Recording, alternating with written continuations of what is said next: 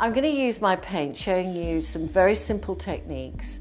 I'm using here the smallest of my brushes. I could be using the bigger one. I just picked up one. It doesn't really matter, whatever you feel comfortable with. First of all, I'm going to show how just to do it using a smooth brush stroke, a smooth-ish brush stroke.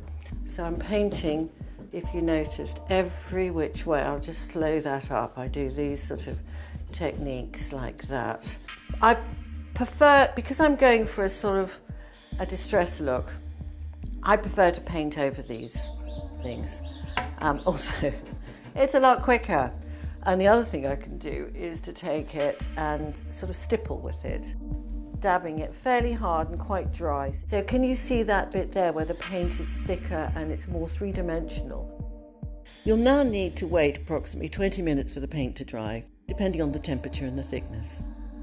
So now the next step is to show you how to do the wax, and of course the wax has been the thing that people have been the most intrigued by. So here's my brush covered in wax, and I've got a cloth here as well. I'm painting over with the wax, and you can see the lack of paint has brought that up because I only did a thin coat. This is not laying a layer of wax on the paint, but it's a bit like someone came up with the idea when you put hand cream on. You put hand cream on so it absorbs right in. You don't put hand cream on and leave a layer so you walk around with really greasy hands.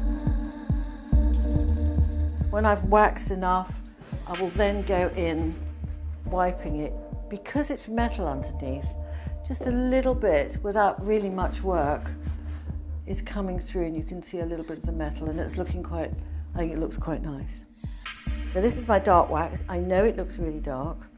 And what I'm doing now is something you probably will be very scared of. But as long as you've got clear wax underneath, that is not a problem. Now I'm going to just wipe that off. Quite lightly take it off. That's where I did the stipples.